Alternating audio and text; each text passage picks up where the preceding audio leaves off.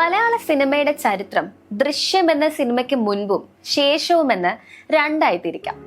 2013 ഒരു ക്രിസ്മസ് കാലത്താണ് ജോർജ് കുട്ടിയും കുടുംബവും ആദ്യമായി നമ്മുടെ മുന്നിലെത്തിയത്. കേവലം ഒരു ക്രൈം ത്രില്ലർ എന്നതിനപ്പുറം തന്റെ കുടുംബത്തെ രക്ഷിക്കാൻ ഒരു സാധാരണക്കാരൻ നടത്തുന്ന അസാധാരണമായ ബുദ്ധിപൂർവമായ നീക്കങ്ങൾ ലോകമെമ്പാടുമുള്ള സിനിമാ പ്രേമികളെ അമ്പരപ്പിച്ചു. മലയാളത്തിൽ ആദ്യമായി 50 കോടി ക്ലബിൽ ഇടം പിടിച്ച ചിത്രം പിന്നീട് തമിഴ്, തെലുങ്ക്, കന്നഡ, ഹിന്ദി തുടങ്ങി ചൈനീസ് ഭാഷയിൽ വരെ റീമേക്ക് ചെയ്യപ്പെട്ട് ഇന്ത്യയുടെ അഭിമാനമായി മാറി.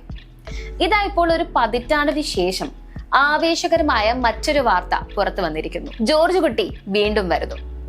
ദൃശ്യം 3 ഒന്നാം ഭാഗത്തിൽ വരുൺ എന്ന യുവാവിന്റെ തിരോധാനവും അതിൽ നിന്ന് തന്റെ കുടുംബത്തെ ജോർജ് കുട്ടി രക്ഷിക്കുന്നതുമായിരുന്നു പ്രമേയമെങ്കിൽ 2021 പുറത്തിറങ്ങിയ രണ്ടാം ഭാഗം നമ്മളെ ഞെട്ടിച്ചതും മറ്റൊരു രീതിയിലായിരുന്നു. കേസ് അവസാനിച്ചു എന്ന് നമ്മൾ കരുതിയെടുത്തു നിന്നാണ് ജോർജ് കുട്ടി വീണ്ടും വെല്ലുവിളിക്കപ്പെട്ടത്. പോലീസിനും നിയമത്തിനും മുന്നിൽ ജോർജ് കുട്ടി ഇത്തവണ വീണു പോകുമെന്ന് കരുതിയ നിമിഷം സിനിമയുടെ ക്ലൈമാക്സിൽ ആ ശവക്കുഴി മാന്തി പുറത്തെടുത്ത അസ്ഥികൂടം മാറിയപ്പോൾ തിയേറ്ററുകളിലല്ല OTT-യിലായിരുന്നിട്ടും പ്രേക്ഷകരുടെ ഉള്ളിലാണ് കയ്യടി ഉയർന്നത്. ദൃശ്യം 2 ആ ക്ലൈമാക്സ് ട്വിസ്റ്റ് ഇന്ത്യൻ സിനിമയിലെ തന്നെ ഏറ്റവും മികച്ച സ്ക്രിപ്റ്റിംഗ് മാന്ത്രികതകളിൽ ഒന്നായി ഇന്നും വാഴ്ത്തപ്പെടുന്നു.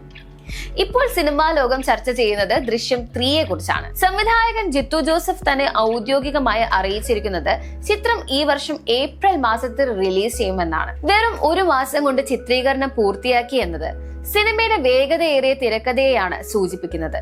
എന്നാൽ ആരാധകർക്ക് ജിത്തു ജോസഫ് ഒരു ചെറിയ മുന്നറിയിപ്പ് നൽകിയിട്ടുണ്ട്. വലിയ പ്രതീക്ഷകളില്ലാതെ തിയേറ്ററിൽ വരിക. ഇത് അദ്ദേഹത്തിന്റെ ഒരു വിനയമായി കാണണമെങ്കിലും ദൃശ്യം പോലൊരു വലിയ ഫ്രാഞ്ചൈസിയുടെ 3ാം ഭാഗം വരുമ്പോൾ പ്രേക്ഷകരുടെ പ്രതീക്ഷ മാനോളമാണ്. ഇത്തവണ ജോർജ് കുട്ടിക്ക് വിനയാകുന്നത് ആരായിരിക്കും? പഴയ പോലീസ് ഉദ്യോഗസ്ഥരോ അതോ കുടുംബത്തിനുള്ളിൽ നിന്ന് തന്നെയുള്ള മാറ്റങ്ങളോ? നമുക്കറിയാം, ജോർജ് കുട്ടി പ്ലാൻ ബിയും പ്ലാൻ സിയും കരുതി വെക്കാതെ ഇറങ്ങില്ല.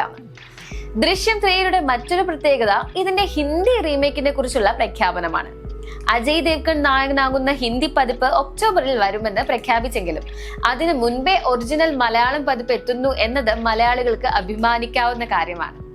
മുരളി ഗോപി, മീന, അൻസിബ, എസ്തർ തുടങ്ങിയ പഴയ താരനിരയെല്ലാം ഇത്തവണയും നമുക്കൊപ്പമുണ്ട്. ജോർജ് കുട്ടി ഇത്തവണയും രക്ഷപ്പെടുമോ അതോ നിയമം അയാളെ പിടികൂടുമോ?